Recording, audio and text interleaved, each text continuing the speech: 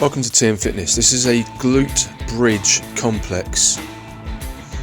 We're working the glutes and the hip complex through multiple ranges of motion here. So although you're laying in that supine position on your back and driving the hips up, squeezing the bum and bracing the abs at the top, throughout most of these exercises we're placing the feet in different positions here. So this first one is with the wide stance and the toes ever so slightly turned out.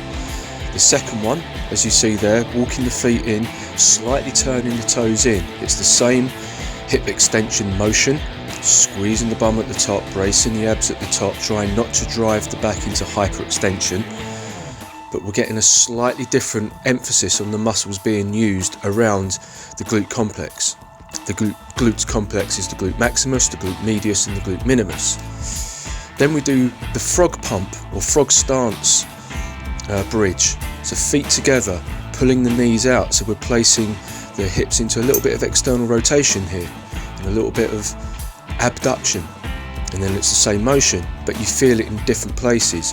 The band is just below the knees and this helps to create more tension through the muscles of the hip complex as you're doing these exercises.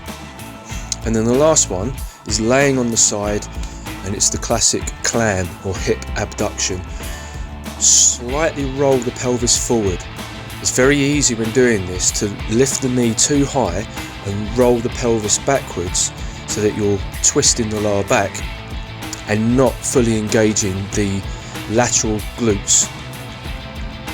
So as you do that, as I turn over onto the other side here, you'll notice, so just bringing that hip bone forward, keeping the hips in that stacked position, and then it's much harder to bring the knee high, but you feel a lot more activation through the side of the glutes.